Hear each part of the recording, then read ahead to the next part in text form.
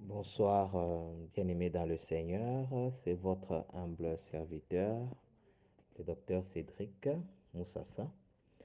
Alors, je viens auprès de vous pour partager quelques instants autour de notre grand thème qu'on est en train d'exploiter déjà sur l'inspiration des Écritures.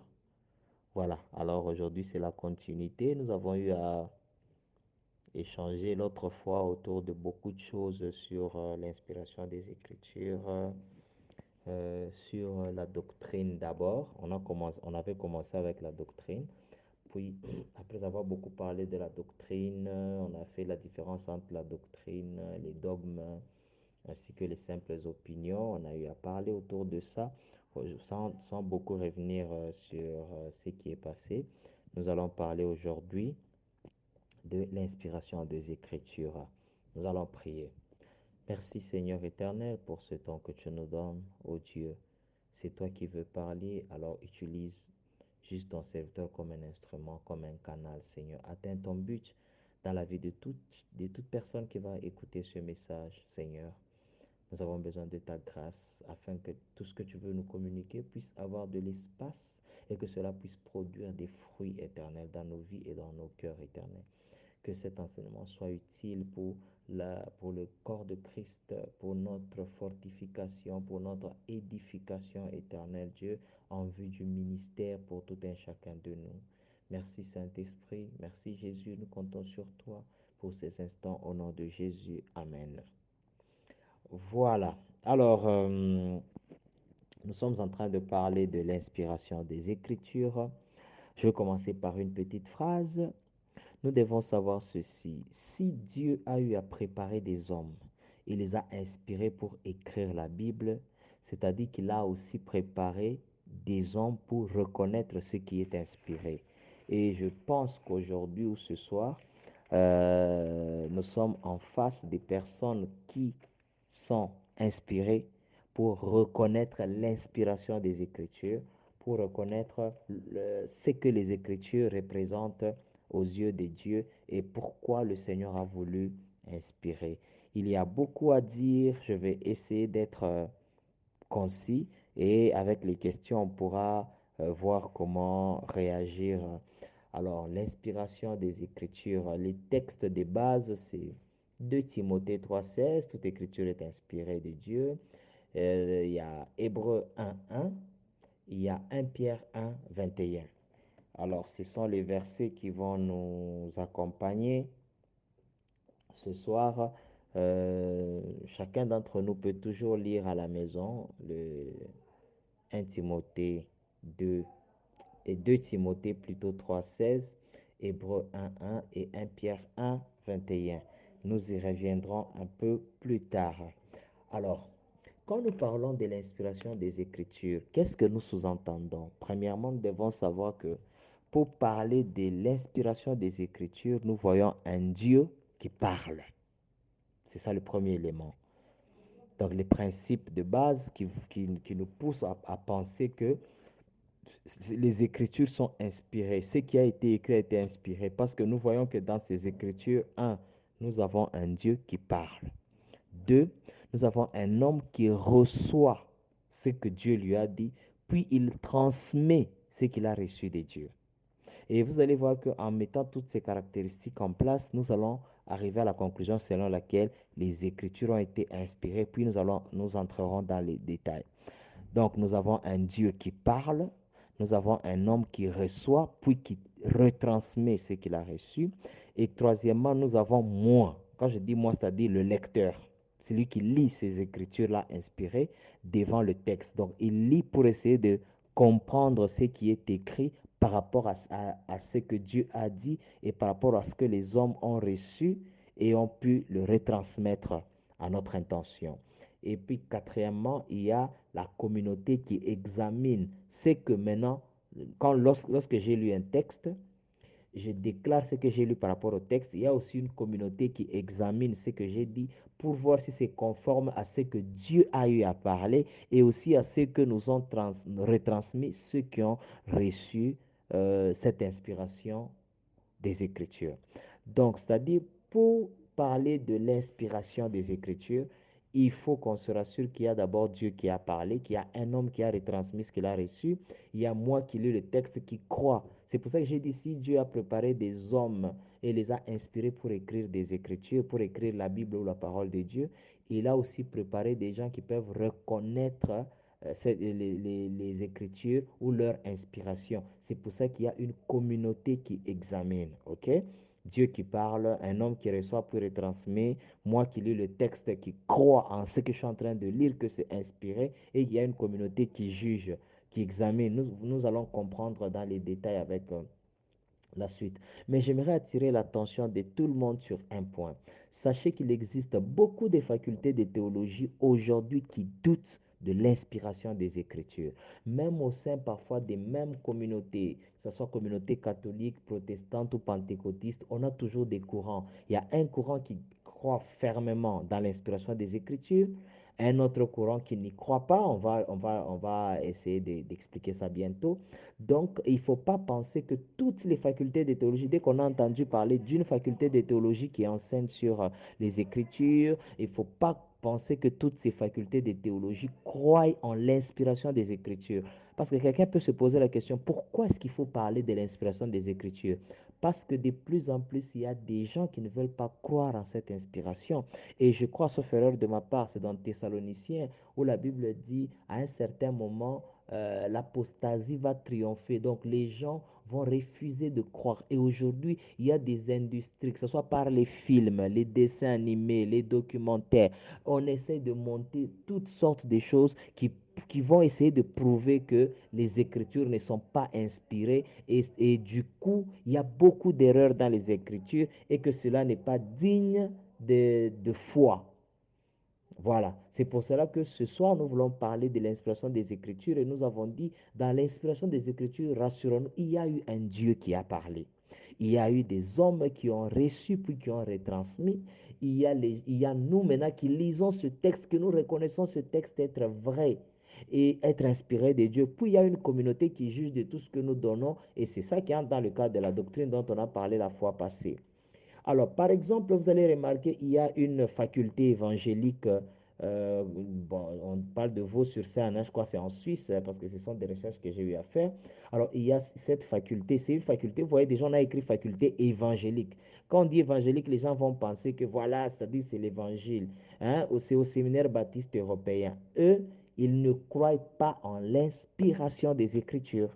C'est pour ça que même quand vous devez lire des livres, des ouvrages, il faut faire très attention à ce que vous voulez lire. Essayez de vous rassurer, la personne que je lis, est-ce qu'elle croit en l'inspiration des Écritures? Est-ce qu'elle croit? Parce que quelqu'un peut vous parler autour de Dieu, mais sans forcément croire en ce que vous dites, et il peut vous perturber, parce que n'oubliez pas que l'ange des ténèbres se déguise en ange de lumière. Il y a la faculté évangélique réformée. Il y a le London Bible College. Donc, en Angleterre, il y a tout un collège biblique de Londres. Vous allez même voir quelqu'un, j'ai fait les études théologiques, j'ai étudié à la London Bible College. Alors que dans cette école de théologie, on ne croit pas à l'inspiration des Écritures. Faisons très attention. Alors, généralement, le doute, quand vous voyez quelqu'un qui commence à douter sur l'inspiration des Écritures, cela directement va amener une dérive morale et doctrinale de la personne.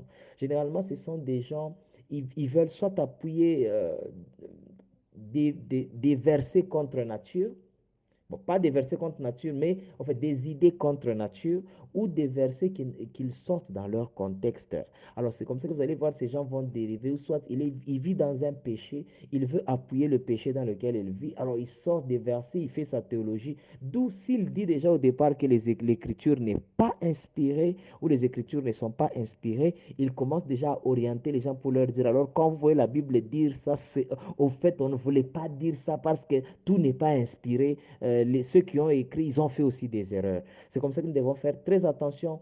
Toutes les prédications ne sont pas, tous les prédicateurs ne sont pas à suivre et toutes les prédications ne sont pas à suivre. Quelqu'un me dira maintenant comment savoir que telle personne, c'est un bon prédicateur qu'il faut suivre.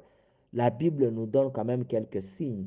La personne doit croire que Jésus est Seigneur et qu'il est mort pour nos péchés. Deuxièmement, ce sont des gens qui doivent parler de l'inspiration des Écritures, de l'autorité de l'écriture, de l'inhérence de l'écriture. C'est-à-dire ils doivent nous dire, je crois que la parole de Dieu est autoritaire et je la prends comme une autorité absolue sur ma vie. Je crois que tout ce qui est dans la Bible a été inspiré parce qu'il y a un Dieu qui a parlé, un homme qui a reçu, qui a retransmis, et il y a des gens qui lisent et une communauté qui juge, qui lit de la même manière.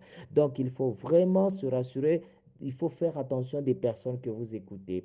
Par exemple, il y a un grand professeur, un grand cerveau, mais c'est un défenseur de la doctrine qui dit que plutôt les Écritures ne sont pas inspirées. C'est le prof Henri Blocher.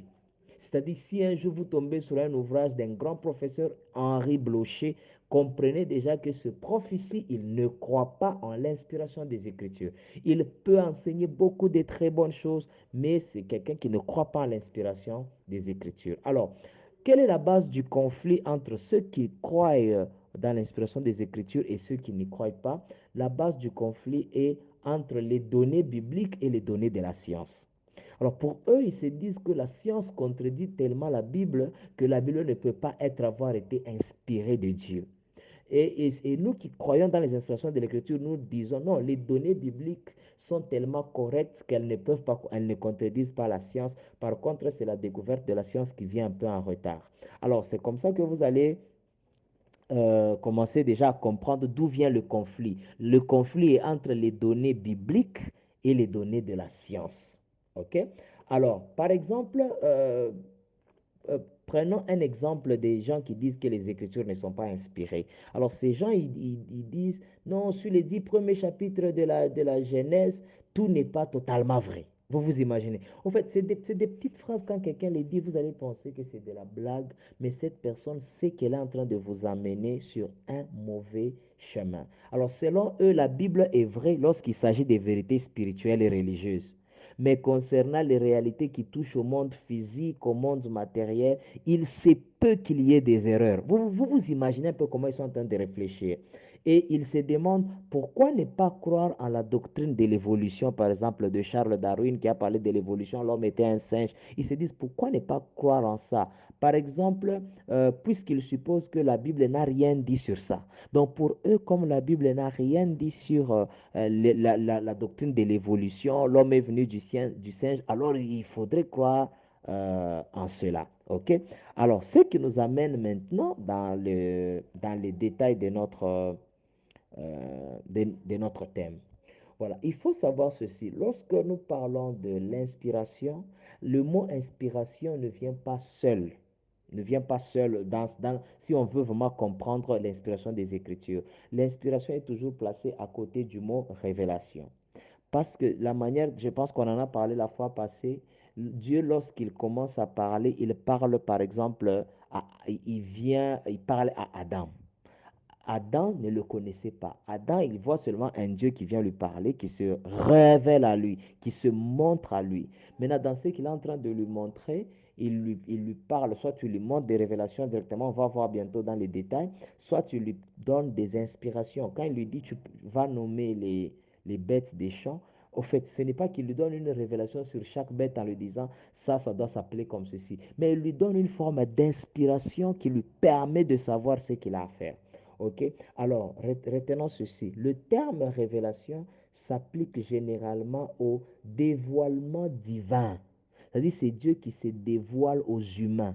Un Dieu divin, permettez la tautologie, qui se dévoile aux humains. 1 Corinthiens 2, 10 et 11 nous le dit. Et Dieu se dévoile par des moyens, soit des moyens généraux que nous allons voir, soit des moyens particuliers de ce qui était antérieurement voilé aux humains. C'est-à-dire, le terme révélation s'applique généralement au dévoilement de Dieu aux humains par des moyens généraux ou des moyens particuliers de ce qui était voilé, caché aux humains auparavant.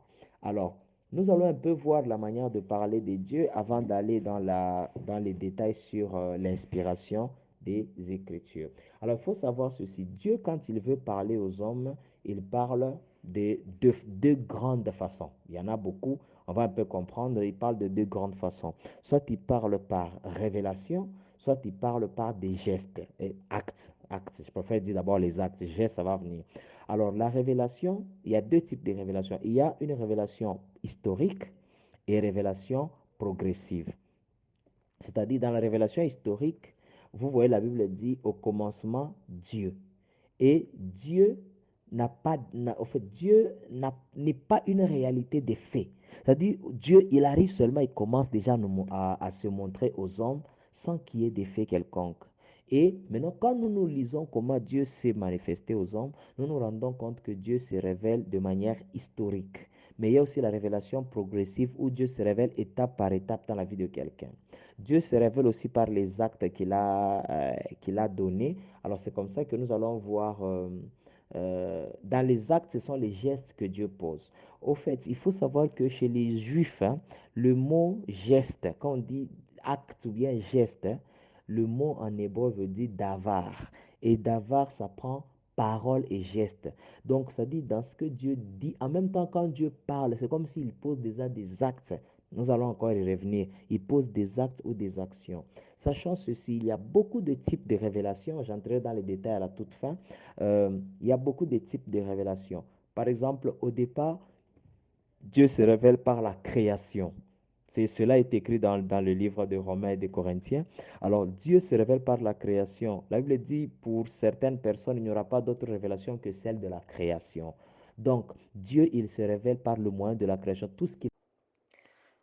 Toutes mes excuses, il y a eu un appel qui est entré qui a perturbé euh, voilà, notre séance. Alors, j'étais en train de dire, Dieu parle par révélation ou par des actes ou des gestes, ok? Par révélation, la révélation historique, je vais bien l'expliciter, puis il y a la révélation progressive. Donc Dieu se révèle tout au long de l'histoire et quand nous lisons, nous voyons l'histoire telle que ça s'est passé, on comprend que Dieu s'est révélé, et progressive par étape dans la vie de l'homme. Je vais l'expliquer un peu bientôt. Et puis je disais qu'il se révèle par des actes ou des gestes. En hébreu, le mot acte ou geste, c'est le mot davar. Mais ça ne veut pas dire que action ou geste, mais ça veut aussi dire parole et geste. Donc chaque fois que Dieu parle, il y a toujours une action là-dedans. Et chaque fois que Dieu fait une action, il y a un message, une parole là à l'intérieur. Alors il y a beaucoup de types de révélations, hein, par les types de révélations, de la manière dont Dieu aime se révéler aux hommes. Il y en a beaucoup, je vais donner quelques-uns. Premièrement, je disais que Dieu se révèle par la création, au moyen de la création, comme cela est écrit dans le livre des Corinthiens. Dieu se révèle au moyen de la création. Alors, quand Dieu a créé les choses, il veut que les gens reconnaissent qu'il est Dieu. Il veut que les gens le connaissent, qu'ils comprennent. Comme notre frère Sylvain Aquala, il a chanté, il a dit, quand nous voyons l'univers, les choses, la manière dont les choses se présentent, on se rend compte que derrière, il y a une intelligence. Il y a quelqu'un qui a fait toutes ces choses. D'ailleurs, le roi David, dans les psaumes, il est en train de dire que les cieux et la terre louent, ainsi de suite. Voilà, le roi David, la création tout entière loue. Voilà, c'est-à-dire le roi David explique que la création reconnaît son créateur. Pourquoi? Parce que le créateur a voulu se révéler aux hommes au moyen de la création. Donc, première façon de se révéler de Dieu, c'est d'abord au moyen de la création. Alors, chers bien-aimés, on doit savoir que au moyen de la création, nous pouvons voir Dieu. Dans tout ce que Dieu a créé, nous pouvons voir Dieu. N'essayons pas de tout attribuer au diable. Le diable n'a pas créé, c'est Dieu qui a créé. Et au moyen de la création, on peut le reconnaître, on peut voir qu'il se révèle à nous et on peut croire en lui.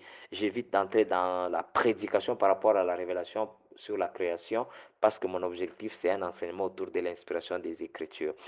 Je parle de comment Dieu se révèle pour que l'on... Parce qu'on a dit dans l'inspiration des Écritures, il y a un Dieu qui parle. C'est comme ça que je commence à expliquer le Dieu là, il parle comment? Il parle par le moyen de la création. Quand on dit il se révèle, ça veut simplement dire il se dévoile. J'ai dit, le terme révélation veut dire dévoilement divin aux humains, ok? Par des moyens généraux ou particuliers de ce qui était caché devant les humains. C'est un peu ça. Alors c'est pour ça que j'ai dit, maintenant Dieu, il savait qu'il est caché devant les humains. Alors par le moyen de la création, il s'est dévoilé aux humains. Donc il s'est dévoilé aux humains par la création. Deuxièmement, Dieu a eu à se révéler plutôt par le moyen de la nuée.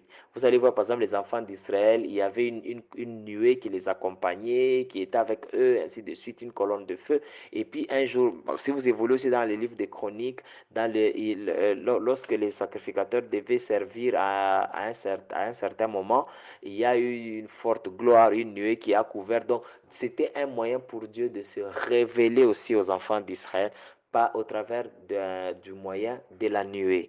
Dieu peut aussi parler aux hommes, il peut se révélé aussi aux hommes par le moyen des anges. Il peut utiliser des anges pour parler aux hommes. Donc, quand on dit que dans l'inspiration des Écritures, il y a un Dieu qui parle, soit il peut parler par la création, il peut parler par les anges, il peut aussi parler par l'histoire. Donc, Dieu se révèle au travers de la manière dont l'histoire s'est déroulée, comme l'histoire des enfants d'Israël. Quand nous suivons cette histoire, nous nous rendons tous compte qu'il y a... parfois, tu peux juste être en train de lire la Bible, tu lis l'histoire des enfants d'Israël, tu as l'impression que Dieu t'a parlé dans cette histoire. Donc Dieu il peut se révéler au moins d'une histoire d'un peuple, mais nous voyons Dieu qui se révèle là dans l'histoire. Alors, il y a beaucoup de moyens comme ça par lesquels Dieu se révèle. Il se révèle par les rêves et par les songes. Ok, Dieu se révèle au moyen des rêves et des songes. Donc, Dieu se révèle au travers de moyens et c'est pour ça que nous pensons que les Écritures sont inspirées parce que dans les Écritures, nous avons vu qu'il y a eu la création qui nous parle. Dieu a parlé par la création, Dieu a parlé par les anges, Dieu a parlé par la nuée, Dieu a parlé par les rêves, Dieu a parlé au moyen de l'histoire, Dieu a parlé par beaucoup de choses. Ok, les songes et les rêves, voilà, Dieu a eu à parler par cela, Dieu s'est révélé aussi au moyen de la parole. Donc, et maintenant, c'est dans ce cadre-là, au moyen de la parole écrite, il y a la parole parlée, la parole écrite. On avait vu ça la fois passée. On a dit quand nous disons dans la doctrine, la parole de Dieu, ça veut dire deux branches. Un, la parole de Dieu comme un homme qui est Jésus, mais aussi la parole de Dieu comme les dires de Dieu, tout ce que Dieu a eu à dire. Nous avons vu ça dans nos séances passées. Alors, Dieu se révèle aux hommes aussi par le moyen de sa parole. Et quand nous disons les Écritures sont inspirées, les Écritures dont nous parlons, c'est cette parole. Parce que les Écritures, au départ, dans l'Ancien Testament, c'est tout ce qui a été contenu dans ce que la loi et les prophètes ont dit. C'est ça qu'on appelait les Écritures. Dans le Nouveau Testament, vous verrez, les Écritures disent. Quand on dit les Écritures, on voit beaucoup plus la loi et les prophètes, c'est ce qu'ils ont eu à écrire. Ok, je vais aller un peu vite. J'avais dit qu'il y avait beaucoup à dire. Je vais essayer d'être concis pour gagner le temps. Alors, lorsque nous sommes en train de parler de... Nous disons qu'il y a, les Écritures sont inspirées et nous avons dit à côté du mot inspiration et le mot révélation, on va y revenir on va y revenir bientôt. Alors, il existe aussi quelques types d'inspiration. Il y a ce qu'on va appeler l'inspiration plénière, donc l'inspiration totale au niveau de, c'est-à-dire hein, totale. Donc, Dieu donne tout ce qui demande à être connu dans la pensée, mais il y a aussi l'inspiration verbale. Euh, Là, je parle maintenant des Écritures. C'est-à-dire, lorsque les rédacteurs, parce qu'on a dit, première étape, Dieu qui parle. Je viens d'expliquer comment Dieu parle. Mais deuxième étape, un homme qui reçoit puis qui retransmet. Alors, c'est comme ça qu'on dit, dans cette révélation des hommes qui reçoivent, il peut y avoir la révélation, l'inspiration plutôt plénière, où l'homme a reçu toute la pensée telle que Dieu dit. Vous allez voir, par exemple, je vais y revenir, l'ange dit à Jean, écris cette prophétie. Et tout ce que Jean commence à écrire, c'est tout ce que l'ange a eu à lui dire. Je ne sais pas si vous comprenez pourquoi j'ai dit dans l'inspiration des Écritures, il y a un Dieu qui parle, un homme qui reçoit, puis retransmet, puis moi qui lis, et puis la communauté qui va examiner aussi. Donc c'est très important d'avoir cet aspect des choses. Alors, dans cette façon où Dieu inspire les hommes, il parle par une inspiration plénière, donc une inspiration totale. Il donne toute la pensée, mais aussi il donne juste la pensée de ce que tu dois faire, mais il y a aussi une inspiration verbale où maintenant chaque mot, comme je viens de dire, chaque mot est inspiré. C'est-à-dire, vous voyez comme Jean, comme je viens de le dire, Jean, il est là, l'ange lui dit écrit. Quelqu'un comme Daniel, il dit, l'ange me dit écrit. Donc, il y a des fois où l'ange donne tous les mots qu'il y a à dire. Là, c'est l'inspiration verbale. Mais l'inspiration plénière, c'est juste quelqu'un qui reçoit une pensée de Dieu. Il la reçoit comme ça et puis il la traduit en ces mots. Mais il faut savoir une chose. Quand nous disons que Dieu inspire les mots de chaque mot des Écritures ou de la Bible, il faut faire attention, ce ne sont pas les mots qui sont en français ou en anglais. Ok? C'est les mots dans l'original. C'est très important. Donc, notez bien, c'est dans les originaux dont les traductions sont approximatives. Donc, parce que les traducteurs, c'est ceux qui ont l'esprit de l'hébreu en grec ou de grec en français ou en anglais, ils peuvent commettre des erreurs. Mais dans l'original, les mots tels que Dieu a donnés, parce que si l'ange a parlé par exemple en hébreu ou en araméen, les mots qu'il a donnés sont des mots inspirés avec exactitude. Mais nous aujourd'hui, on n'a que des copies et c'est dans les copies parfois qu'il y a des erreurs. D'où vous comprenez quand les gens disent non, toute la Bible n'est pas inspirée. C'est parce qu'eux ils font référence à des erreurs des copistes qui nous ont amené ça peut-être en français, en anglais ou en kiluba, en chiluba ou dans d'autres langues. Alors c'est comme ça qu'ils commencent à penser qu'il y a des erreurs. Et il faut savoir ceci, quand nous disons que les Écritures sont inspirées, c'est parce que nous croyons que c'est le Saint-Esprit qui est l'agent révélateur de la pensée de Dieu, soit dans l'inspiration plénière ou verbale qu'on vient de voir, mais il est aussi l'agent exécuteur de tout ce que Dieu a eu à dire. Ok? Alors retenons ceci. Le Père, Dieu le Père, il est le parlant. On a dit Dieu qui parle. Le Fils est la parole. C'est-à-dire le Fils, il est le début et la fin du discours de Dieu. Donc quand Dieu commence à parler en Ancien Testament déjà, lui il commence à introduire Jésus pour aller finir même en Apocalypse avec Jésus. Donc le Fils est la parole et le Fils, il est le début et la fin du discours, tandis que l'Esprit est l'agent qui souffle ou qui anime cette parole. Je répète, le Père est le parlant. Le Fils est la parole, l'Esprit est l'agent qui souffle ou anime cette parole. Ok? Alors, la révélation de Dieu a été consignée dans les Écritures par le moyen de l'inspiration. Je ne sais pas si vous comprenez maintenant en quoi est-ce que l'inspiration et la révélation se mettent ensemble. La révélation, j'ai donné. La révélation peut être historique, progressive ou par les actes ou les actions que Dieu a posées. Ok? Maintenant, cette révélation de Dieu, les hommes ont pris cette révélation, ils ont consigné dans les écrits, comme sous forme d'écriture, par le moyen de l'inspiration. C'est-à-dire, Dieu se révèle, soit par la création, soit par ceci, la nuée et tout le reste. Maintenant, les hommes ont pris ça, ils ont reçu, Dieu leur parle, il donne l'inspiration. Maintenant, là, soit l'inspiration plénière, c'est-à-dire qu'il leur donne la pensée de ce qu'il faut écrire, soit il leur donne mot à mot ce qu'il y a à écrire. C'est pour ça que j'ai dit Dieu se révèle même par l'histoire. Eux, ils commencent seulement à écrire. Un jour, le peuple d'Israël était comme ça. Eux, ils ne font que rédiger l'histoire, mais nous savons que dans cette histoire-là, c'est une révélation que Dieu a donnée et qui a été consignée au moyen de l'inspiration. Il a inspiré les hommes pour pouvoir écrire. C'est pour ça que nous sommes en train de parler de l'inspiration des Écritures. Voilà pourquoi la Bible dit dans 2 Timothée, toute écriture est inspirée. Toute écriture, n'oubliez pas, si c'est dans l'inspiration verbale, là, c'est chaque mot qui est inspiré, mais dans le texte original. Ok? Tandis que si c'est dans l'inspiration plénière, Dieu donne une pensée, quelqu'un commence seulement à écrire une pensée, sans dire clairement que Dieu m'a dit d'écrire, par exemple, le roi David un jour. Ça, c'est pas Dieu qui a forcément dit, mais il a inspiré quelqu'un par la pensée. Alors, la révélation de Dieu a été consignée dans les Écritures par le moyen de l'inspiration. Est-ce qu'on commence maintenant à comprendre le mot révélation et le mot inspiration? Plus on va évoluer, plus ça va devenir plus clair. Alors, la révélation implique que Dieu communique à l'humanité la vérité ou les vérités qui le concernent, lui, Dieu. Très important. Donc, la révélation implique que c'est Dieu qui communique à l'humanité les vérités qui le concernent. Alors, cette révélation de Dieu que nous venons de voir, qui a été consignée sous forme d'inspiration dans les Écritures, cette révélation se fait sous deux formes. Il y a ce qu'on appelle une révélation générale et une révélation spéciale. Les textes, il y a Psaume 19, 2 à 7, il y a pour la révélation générale, et Psaume 19, 8 à 15 pour la révélation spéciale. Ok? Je ne sais pas si jusque-là on se suit. On a commencé, on a dit, il y a l'inspiration des Écritures, un Dieu qui parle, un homme qui reçoit et qui retransmet, moi qui lis le texte, ou moi de me retrouvant devant le texte, et puis la communauté qui va examiner.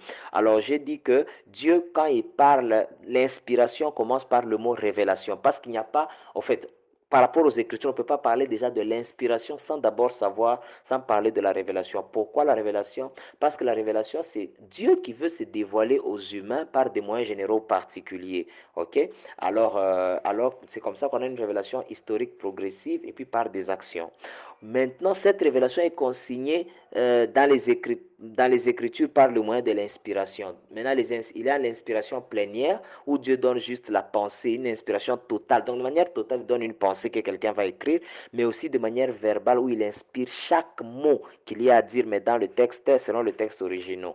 J'ai dit le Père est le parlant, le Fils est la parole, et le Saint-Esprit est l'agent qui souffle ou anime cette parole. Et cette parole a été donnée sous forme de révélation, et la révélation qu'on a consignée dans les Écritures par le moyen de l'inspiration. Cette révélation, maintenant, elle se présente sous deux formes, la révélation générale et la révélation spéciale. Ok, évoluons. Alors, la révélation générale est le témoignage que Dieu rend de lui-même à ses créatures au moyen de sa création. Vous vous rappelez, je viens de dire que dans la révélation, Dieu il se révèle par la création, au moyen de la création. Donc on vient de comprendre que dans la révélation générale, c'est le témoignage que Dieu lui-même rend de sa personne à ses créatures au moyen de la création. Psaume 19, 2. Alors, notez bien, sans l'écriture, l'homme ne peut pas saisir ce que la création nous révèle. Il n'y a que les écritures qui nous révèlent ce que Dieu est par rapport à la création. Donc, si l'homme veut chercher Dieu dans la création sans les écritures, il ne peut pas le saisir, il ne peut pas le comprendre. Alors, le but de Dieu est de priver les hommes de toute excuse de ne pas reconnaître la nature de leur créateur. Il faut, à la fin, c'est un peu ce que l'apôtre Paul essaie de dire. Quelqu'un ne viendra pas dire, non Seigneur, moi je n'ai jamais su que tu existais. Dieu lui dira, non, non. La création, c'est ce que l'apôtre Paul a dit dans le livre des Corinthiens. Il dit, la création elle-même t'a montré qu'il y a un créateur. Parce que tu parles de la création, c'est-à-dire qu'il y a un créateur derrière. Donc, dans la révélation générale, c'est-à-dire Dieu rend témoignage à sa créature par le moyen de la création. Ok? Maintenant, dans la révélation spéciale, et c'est là que ça devient très intéressant. Dans la révélation spéciale, là, nous revenons dans Hébreu 1.1 que j'ai cité au départ. Je n'ai pas énoncé le verset parce que je cours derrière le temps. Alors, dans Hébreu 1.1, c'est là que nous allons trouver le mode de révélation spéciale. Dans la révélation spéciale, Dieu se fait connaître de façon directe et plus détaillée. Je ne sais pas si on se comprend. Dans la révélation générale, de manière générale, par la création. Mais dans la révélation spéciale, Dieu se fait connaître de façon directe et plus détaillée. Alors, il le fait par des actions directes. Je viens de vous parler de gestes et actions, d'avar, qui veut dire parole et gestes. Donc, Dieu peut se révéler par des actions directes. Donc, il pose des actions directement et tout le monde voit que ça, c'est Dieu. Il y a la nuée, je vous ai parlé de la nuée, vous vous rappelez? Je viens de parler de la nuée, je viens de parler des songes, des rêves et beaucoup de choses. Alors, Dieu peut se révéler au moyen d'actions directes. Dieu peut se révéler par des rêves et des visions. Dieu s'est révélé par l'incarnation de Jésus-Christ. Mais Dieu se révèle aussi par l'écriture. Donc, alors, si aujourd'hui, parce que beaucoup de gens disent, non, comment est-ce que Dieu se révèle? Moi aussi, je veux que Dieu me parle. Bien-aimé dans le Seigneur, sachez que Dieu peut se révéler directement à vous par des actions directes, les apparitions, théophanies, tout. Mais Dieu peut se révéler à vous par les visions et les rêves. Dieu s'est révélé, parce que je ne peux pas dire qu'il peut parce qu'il l'a déjà fait, il s'est révélé aux hommes par l'incarnation de Jésus-Christ. La venue de Jésus-Christ, qui est la parole de Dieu, est une forme de révélation spéciale. Parce que j'ai dit, dans la révélation spéciale, Dieu se fait connaître de façon directe et plus détaillée. Mais Dieu peut aussi se révéler par l'écriture. C'est pour ça que c'est important de lire la Bible. Parce que nous sommes en train de parler de l'inspiration. Toute écriture est inspirée. Si vous voulez voir Dieu, si vous voulez connaître comment Dieu se révèle à vous, alors commencez par écouter l'écriture. Alors, par exemple, Dieu, il a directement parlé à Adam. J'ai déjà parlé de ça dans Genèse 2, 16 à 17, dans Genèse 3, 9 et 11. Dieu parle directement. Ça, c'est une action directe. Dieu vient se révéler directement. Il se révèle à Adam. Il s'est adressé directement à la nation d'Israël de façon audible. Nous sommes dans Deutéronome 5. Vous allez vous rendre compte qu'ils sont à la montagne et puis Dieu parle à tout Israël est en train d'écouter la voix de Dieu. Dieu a parlé directement et personnellement à Moïse. Mais Dieu parle aussi par des rêves et des songes. Nous sommes par exemple dans Ésaïe 6, 1 à 4, dans Daniel 9, 20, 21, Apocalypse 1 à 10. J'ai eu à parler de tout ça de manière ramassée. Alors Dieu peut se révéler comme ça par des rêves et des visions. Ésaïe 6, 1 à 4, Daniel 9, 20 à 21, Apocalypse 1, 10 à 16. Mais Dieu s'est aussi révélé par l'incarnation du Fils, parce que l'incarnation du Fils est la manifestation ultime de la révélation spéciale de la révélation spéciale de Dieu. Il y a un verset qui dit, les anges y cherchent à plonger leur regard dans ce mystère. Au fait, c'est que l'incarnation de Christ est la révélation ultime. C'est même la meilleure révélation de Dieu aux hommes. Ok? Donc voilà, maintenant Dieu, par ces deux révélations générales ou spéciales, il peut se révéler soit de manière brutale, donc ou soit à la suite d'une préparation. C'est-à-dire, Dieu peut venir chez toi, tu n'as rien fait, tu n'as rien demandé, Dieu il arrive chez toi, il se révèle directement chez toi, ok? Brutalement comme ça, tu ne le connaissais pas, comme l'apôtre Paul.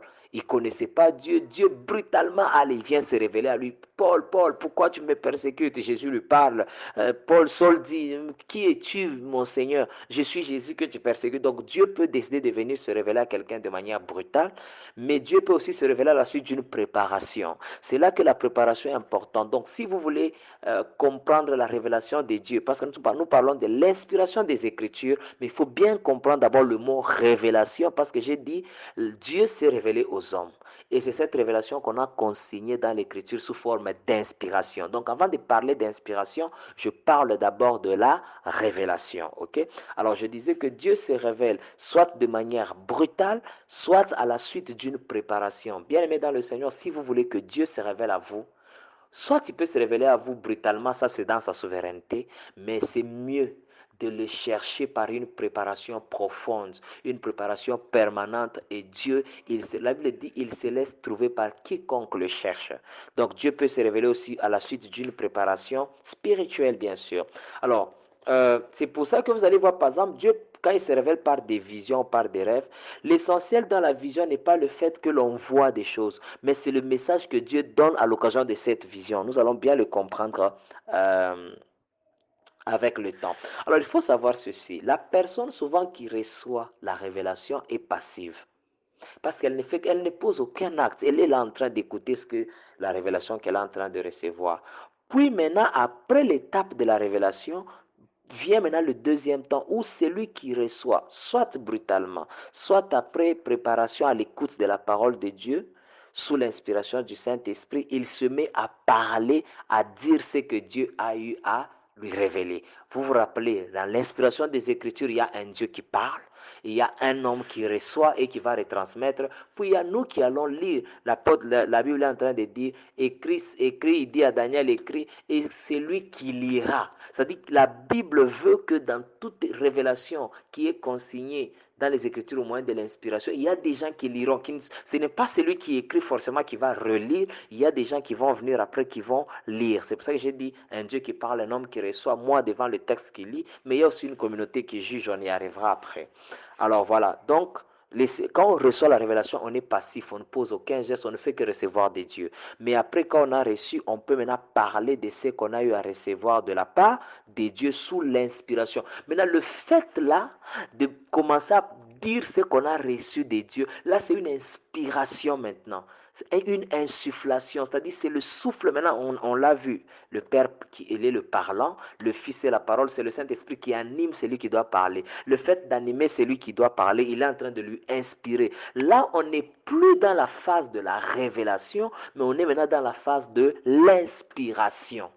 Et c'est comme ça que l'on dit l'inspiration des Écritures, c'est-à-dire Dieu a parlé, soit par la révélation générale, soit par la révélation spéciale.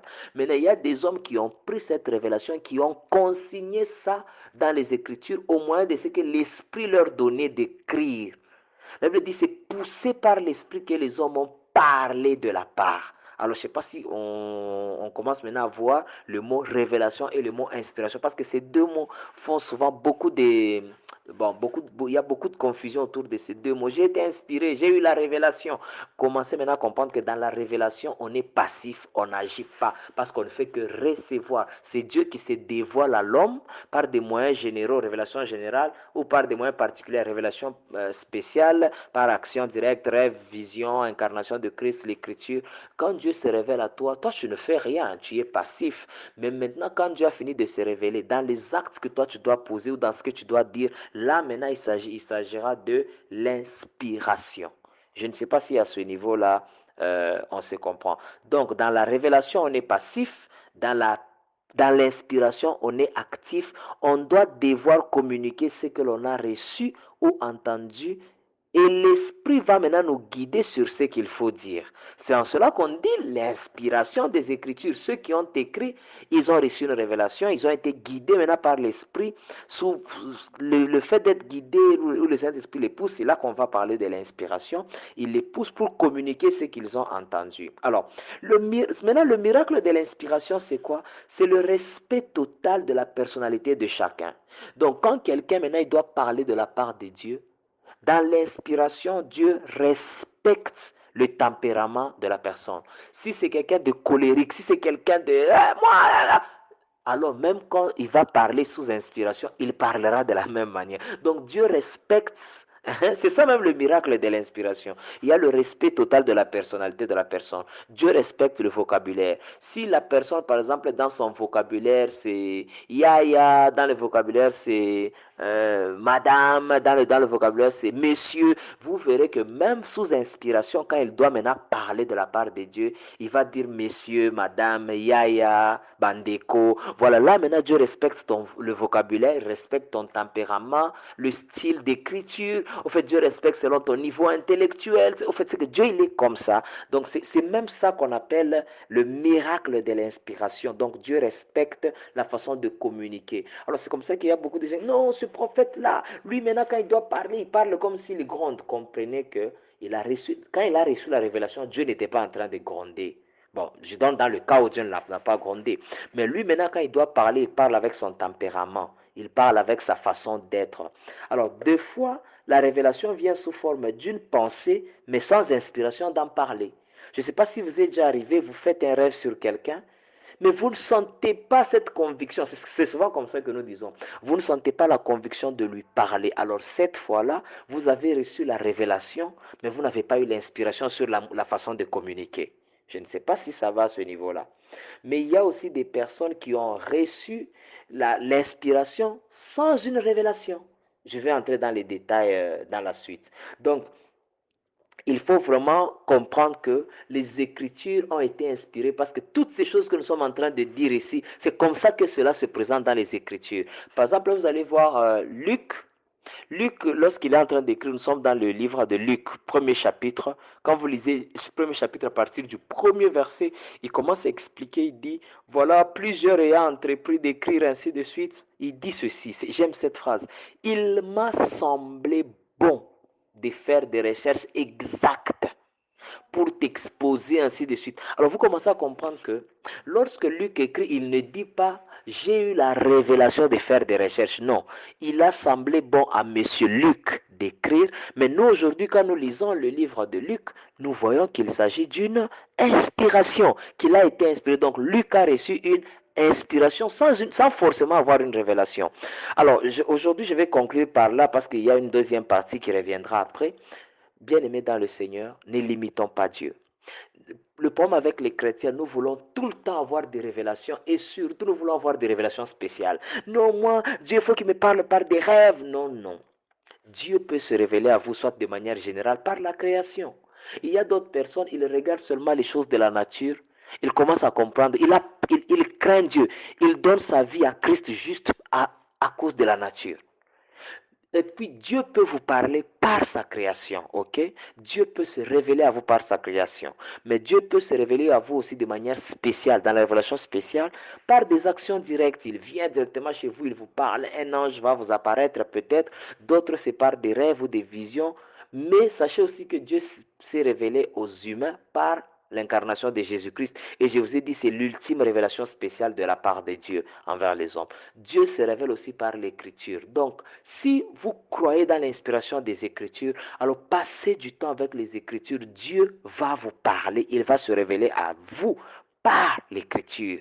Dieu peut se révéler aussi par d'autres moyens, comme on a eu à dire. Mais il faut aussi savoir qu'au-delà de la révélation, il peut juste vous inspirer sans se révéler. Je ne sais pas si c'est clair maintenant, révélation et inspiration. Parce qu'il y a des fois où je viens de donner l'exemple d'une inspiration sans révélation. La fois prochaine, je vais aussi parler des révélations sans inspiration, ainsi de suite. Déjà, je viens de le dire. Donc, vous avez vu mais vous avez vu quelque chose, mais vous ne sentez pas la conviction de parler. Peut-être c'est 3 jours après, et puis vous sentez dans votre cœur quelque chose vous dit, explique-lui le rêve. Et puis tu lui dis, bon, j'ai fait un rêve il y a 3 jours, mais j'arrive pas à la conviction. Tu te dis, mais aujourd'hui, je sens que je dois te le dire. Je dois te le dire aujourd'hui. Donc là, vous vous rendez compte que vous avez reçu la révélation, mais sans inspiration. C'est-à-dire le moyen de communiquer, les mots pour communiquer, la manière de communiquer. Bon, vous n'avez pas réussi, ce n'était pas fort pour arriver, pour vous pousser jusqu'à parler de ça. Et puis, c'est 3 jours après que vous recevez l'inspiration. Mais il y a des fois, vous pouvez recevoir l'inspiration sans la révélation. Je donne l'exemple de Siméon. Siméon, dans la Bible, vous allez remarquer, Dieu lui dit, tu ne mourras pas. Par révélation, Dieu lui dit, tu ne mourras pas avant de voir le Fils de Dieu, ainsi de suite. Mais lorsque le Fils de Dieu est né, Siméon n'a plus reçu des révélations. Lorsque l'enfant se retrouve au temple, Siméon n'a plus reçu des révélations. Mais la Bible dit qu'il fut poussé par l'Esprit pour se rendre au temple. Et c'est quand il a été poussé par l'Esprit que finalement Siméon va rencontrer le Messie dont il avait reçu la révélation. Au fait, Dieu n'est pas lié au fait, il faut que je révèle à la personne. Parfois, il pourra passer par la révélation, mais parfois, il passera par l'inspiration. Et c'est comme ça que vous allez voir dans les Écritures, il y a des gens qui ont reçu la révélation, ils l'ont écrit, mais il y en a d'autres qui ont reçu l'inspiration. Et je vous ai parlé qu'il y a l'inspiration plénière ou totale au niveau de toute.